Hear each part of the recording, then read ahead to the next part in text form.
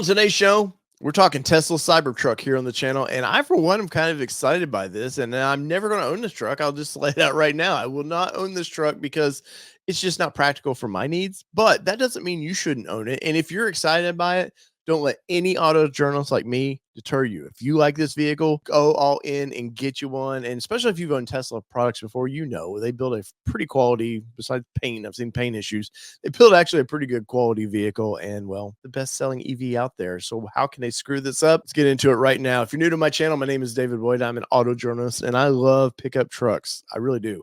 I've owned several pickup trucks. We review trucks. We have some that are in the pipeline coming. We're just waiting on to be delivered, and you'll see a lot more of that fun stuff here. So let's get into this thing. Let me bring up, this is Tesla's website. I'm sure you've seen it. You've probably checked this thing out. They have all their models up here. And we want to go to vehicles, and I want to go right to Cybertruck. Now, Cybertruck is interesting because they used to have this web page up forever when they were taking reservations, and then it just disappeared. I think they just got tired, either they didn't want any more reservations because they supposedly took over 1 million globally. That's ridiculous for this thing. And at the time in 2019, the Tesla hype train was for real. Like, Elon could do no wrong. He hadn't pissed off one side of the political aisle or the other just yet. And, well, people just flocked to anything he did. And the reveal of this thing was nuts. It was a party. I live streamed it. I watched it. It was a lot of fun. And, well, we saw this thing. And of course, there was that embarrassing thing. You know, they threw the metal ball into it and the glass wasn't supposed to break. And what happens? The glass breaks. And I will say they rolled into that very well. You know, they took a sledgehammer and beat onto it. And whether you feel they did or not, hit it hard, who cares, man? It's a quirky looking vehicle. And sometimes, you know, people always want the futuristic stuff. That's why, you know, sci-fi movies are always so much fun, because whether this kind of reminds me of that vehicle in Aliens where, you know, Sigourney Weaver's characters bust through the thing to save all the people, and then they get out of it. Kind of reminds me of that a little bit. And people always want the future. Well, sometimes to get the future, to get people out of their old style pickup trucks, maybe you got to push a design like this and kind of freak the system out a little bit, because generally when Tesla does something, people do take notice and people start implementing, you know, just a little bits of it. Now, I don't think we're going to see any triangles vehicles coming down the pipeline. We're jury's out of whether this thing's going to be a success for the company, but I do find it to be interesting. But I want to get into this now, and I want to click order. Now, I am not. Hear me out. I'm not ordering one of these things. So be it. I do like it. I would love to do a press trip in one of these, drive it for a week or so, get a feel for what it's like. You know, you're going to get a lot of attention with this kind of vehicle, but is what it is. I cannot justify the pricing of this currently for an EV for truck needs. I would actually want to do truck things with it. I don't think EV's just there just yet. Now, one of the things we got to look at is reserve now up here. Probable savings versus purchase price. Now, we want to make sure it's click purchase price, because probable savings, that's kind of sneaky, because see the little star up there? That's because they base it on some tax credits, plus they're basing it on you know, you're not using fuel. So I think it's around $3,000 or so for 3 years that they said you wouldn't use fuel in it. So they're kind of offsetting the price that way, which I find to be a little sneaky, Tesla. I will ding you there, but we're past that. So you get a few options here, and they at launch they announced a few options. There was going to be, you know, a rear wheel drive, front and rear wheel drive, and there was going to be a tri-motor drive system in this. And did we get everything that they said? No, because they did initially say 500 miles for the best range. They haven't hit that just yet. Now, battery tech, we're still missing that. We need that next leap in battery tech. And I think when that happens, I think EVs are really going to blow up, and, you know, no pun intended, but I think that's when the mass market will start jumping in on these. Into the pricing. So we got a rear wheel drive that starts at $60,990, the all wheel drive, which is $79,999, and the Cyber Beast for $99,990. Now, those are your three options there, and let's look at them. So the rear wheel drive is not going to be available for a while. So it says available in 2025 with an estimated range of 250 miles, which is basically what the Ford F-150 Lightning does right now, and a 0 to 60 time for 6.5 seconds, which I don't care. I'm so over this with EVs. And in the comments, let me know, do you really care about 0 to 60 times, especially in a big truck like this anymore? I don't. I think it's this dick measuring contest that for some reason that in a pickup truck doesn't matter to me. Now, what it can tow, that might be different. 0 to 60 in 6.5 seconds. That's still pretty freaking fast. Now, the all-wheel drive version, delivery in 2024. So this is one of them that we should start seeing pretty quickly, is going to have an estimated range of 340 miles, quite a bit difference there. And the price does reflect that. You're almost, was that almost $20,000 difference. You're going to get a little faster vehicle at 4.1 seconds for a big pickup truck.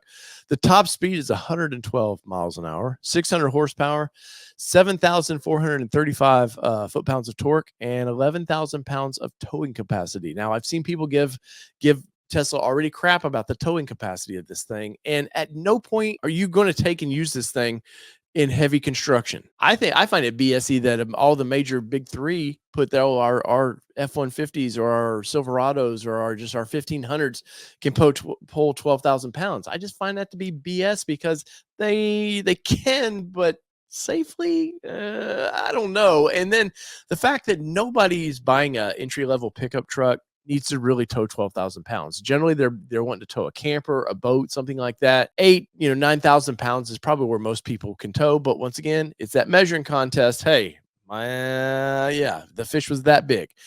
Anyway, so 11,000 pounds on that. Now the Cyber Beast, which is deliveries in 2024, has a 320 mile range. So we lost a little bit of mileage, but you're going to get a faster vehicle, 2.6 seconds from 0 to 60, 130 miles per hour top speed, 845 horsepower, and 10,296 foot-pounds of torque, and 11,000 pounds, once again, with towing. Now, that's for the people that want the sporty truck. Out of all these, I don't know where I would sit with this, but I don't know.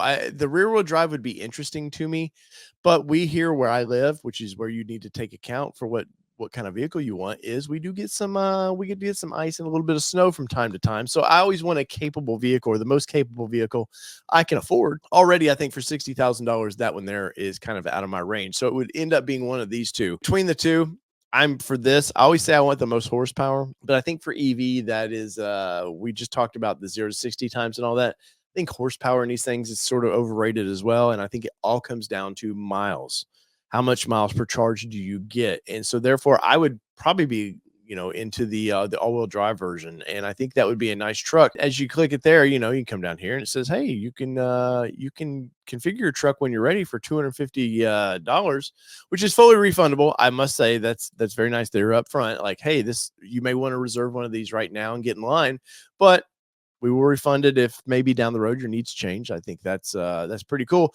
But that is the Cybertruck, and I want to talk a little bit about this thing because all of my auto journalist friends are hating on this thing like crazy, and I find it to be funny that a lot of especially my more serious kind of magazine journalist people I know, they're all like thumbing their nose at this thing or whatever. They just do not like this thing. And I don't understand why. At the end of the day, I think it's cool that we have more range of more purchasing power, as it were. Not everybody might want the normal F-150 Lightning looking pickup truck. It was a classic design, but it's been around for a long time and not a lot of innovation there. Now you do have the Rivian, which is kind of in between, I would say, in between the Cybertruck and what Ford has done. It still has that truck shape, but it's brought in a lot more engineering and just made it more practical. And it's a pretty fun truck, but that's an expensive truck. And the Cybertruck is more in line with a full-size truck versus Rivian's kind of a mid-size truck. So you got to look at your needs that way. But for all the people I know in the industry that just I don't know if it's a scared that this is what future cars are heading towards. Now, you can look at the Model X, the S, all those, they could look like normal vehicles. And I just think for Tesla, when they wanted to come out with a pickup truck, it just had to be this. You remember all those early sketches where it was going to look, it was just going to look like almost like a Dodge Ram is all the sketches I saw that just had Tesla glowing in the front of it. I don't think that was ever the plan. I think always that Tesla, whether you say it's Elon Musk directing it this way or what, I think Tesla always is going to push the envelope and they're going to make a splash. And I think the Cybertruck has done that.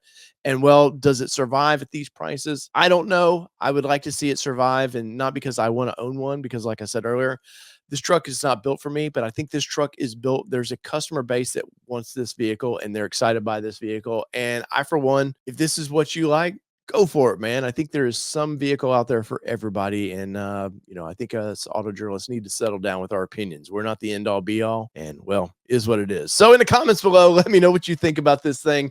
Clearly, it's an expensive vehicle. It's an interesting looking vehicle. Maybe we'll see 5 years down the road how did this thing handle real world? Did they have a lot of problems with it? Did they not? Was it capable?